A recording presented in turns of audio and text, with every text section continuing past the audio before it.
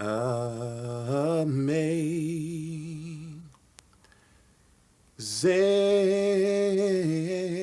Through my usage of alcohol and drugs, my life has been affected in certain ways. It's led me to being homeless, jobless.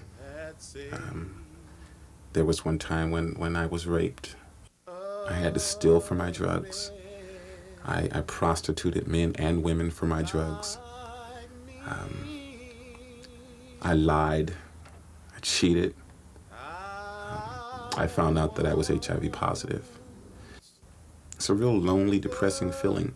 And the first thing you think about is, God, I want to get high. Over and over, you know. But now I see. I remember going over to my sister's house and they were smoking crack. And I tried it. You know, I wanted to be like them. So I tried it and I liked it the very first time. In fact, I loved it. What I loved about it was, at that moment, I fitted in. I belonged to something. I came from a family with, I have 6 sisters and 2 brothers. I had 3 brothers, one passed away. But I was the youngest one for years, you know, and I was spoiled. Even though we were not well off, you know, there were times when my mom tells me stories of how she would have to go down to the store and beg for the bones from the butcher, and she'd come home and boil them and make the soup and all that. But I never went without. Going through school, I always had the best of clothes. You know, I made good grades. You know, my brothers and sisters made good grades. For some reason, my parents were real watchful over me, though. I guess because my brothers and sisters did certain things, and they were going to do different with me. So I wasn't allowed to have a lot of things like friends and stuff come over. You know, there were select people that could come over to my house. I loved my parents, don't get me wrong. You know, my stepfather and my mother, you know, I know they did the best they could with what they had. But there were things that I sometimes think about, you know, why. My brothers and sisters, basically, I come from an addictive family. You know, they're all addicts of one sort. So, I don't know, I guess I kind of had it coming, you know, in a sense. Right now, I don't know how to not use. For me to not use, see, that's not familiar. That's not normal for me. What's normal for me is to go to East Palo Alto and buy $300 worth of crack and go lock myself up in a room and end up in the closet on the floor shaking and being paranoid, thinking that the police are going to come and get me. That's normal for me. That's how I can relate to life. Usually, prior to payday,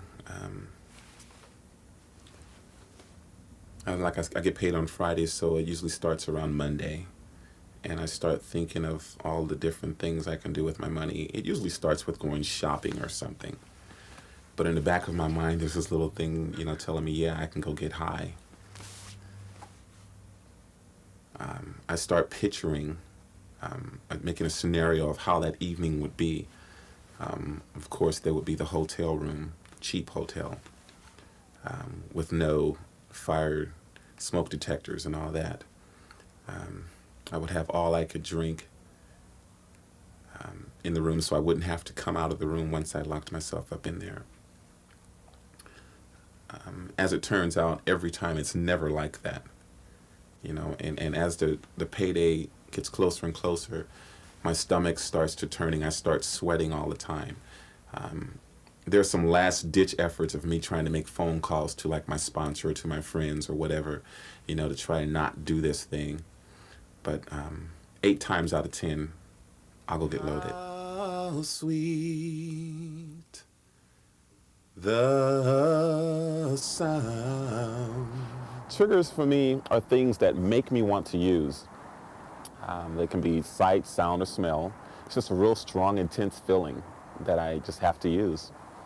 My triggers are after 12-step meetings, payday, the smell of a match, when I don't get my way, when I'm pissed off, the fact that I'm homeless, or the fact that I don't have a job, or all those things. It feels like life is just pissed on me.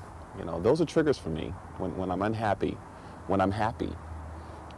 Whether it's Monday, Tuesday, Wednesday, doesn't really have to be a reason sometimes. They're just triggers for me. That saved a wreck like me.